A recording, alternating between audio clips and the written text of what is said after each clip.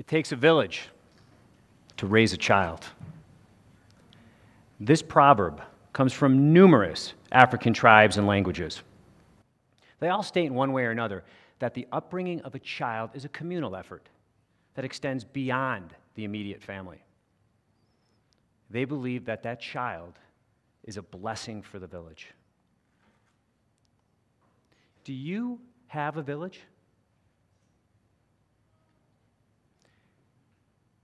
When it rains, it can really pour. You know that time when you feel like you're stuck in an overwhelming, suffocating storm? Everything's coming at you at one time. It could be professional. It could be physical. It could be emotional. Have you ever used your village to help you weather a storm? I want to tell you about my storm. It's 2001. I was 50 pounds overweight. Herniated disc in my back, could barely move.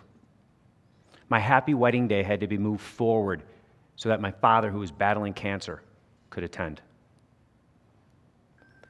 The investor who helped save our company from crumbling looked at me one day point blank and said, "Michael, if you were the CEO of a publicly traded company, we'd fire you." 9/11 occurred, rocked the nation, emotionally, economically.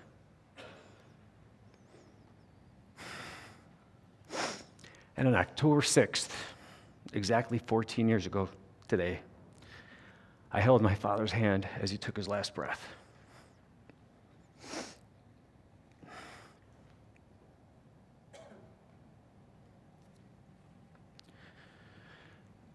I guess you could say I had a lot going on.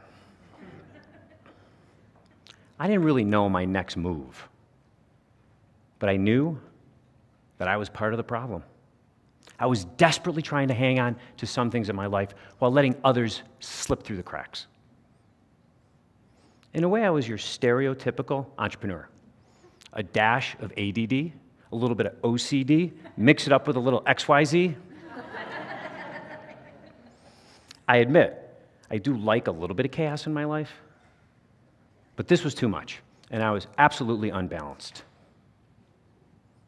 It got to the point where I take my wife out for date night, my beautiful wife, and I'd find some reason to stop by the office and check the numbers. You can imagine how that night ended for me. But then it happened. Who knew that a simple sales call that I would never normally even take, asking me to come to a workshop based on, of all things, focus, would change the way that I view my life. I began to compartmentalize my life into what I considered the vital few areas that I needed to put my focus on. I thought of it like a triangle. Personal, family, business, or professional. And then I started to surround myself with people that I thought could help me in those areas. I guess unconsciously what I was doing was putting a village around me.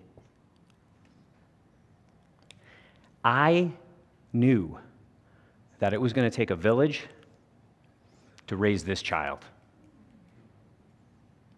Personally, 50 pounds overweight. I was recently looking at pictures of my wife and I. We look like the number 10. She was the 0, or she was the 1, and I was the 0.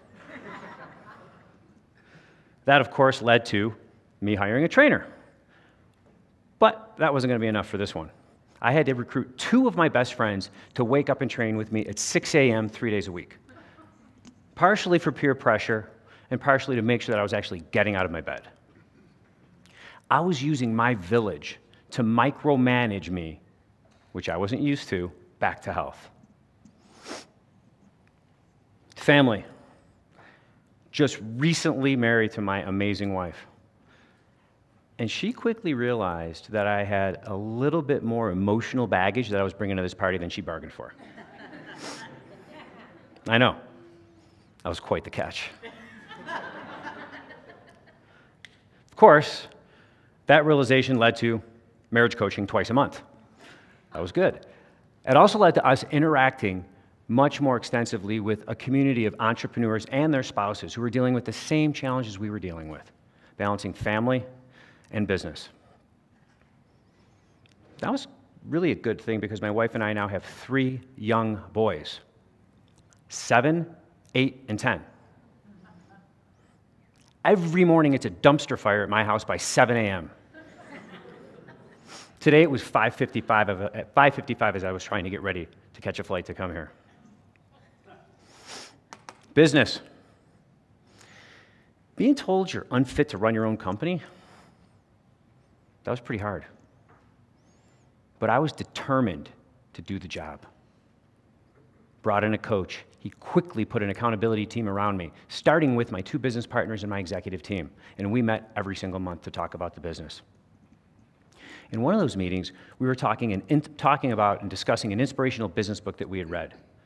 And the team decided it's time to change the primary customer of the business. I'm an entrepreneur. What do you think I said? Everyone's our primary customer. I resisted. Now I look back and realize that was my ego getting in the way. I was the last one to get on that bus. And you know what? Single best decision the company ever made. We never looked back. And I continued on my path of becoming what I like to call an entrepreneurial CEO. Dozens of studies have shown that people who are satisfied in their relationships with their family, friends, and community are happier, healthier, and live longer. In my case, my 2 best friends, they're fit. The business, and more importantly, the people in it, have grown and prospered. And our marriage is stronger than ever. When I was in that storm, I needed to let go and listen to my village. But along that journey, I learned one critical factor, one critical thing. We have got to constantly focus on growing, constantly focusing on getting better. And a funny thing happens when we do that. When we grow, when we get better, the village around us, the people around us, they grow and they get better. So when you're in your storm, that storm called life, it's not the time to hold it in and try to do it all yourself. That's the time to focus on the vital few items in your life. Dig in and reach out. Reach out to your village. Connect with them. Build them if you have to. And weather your storm. Thank you.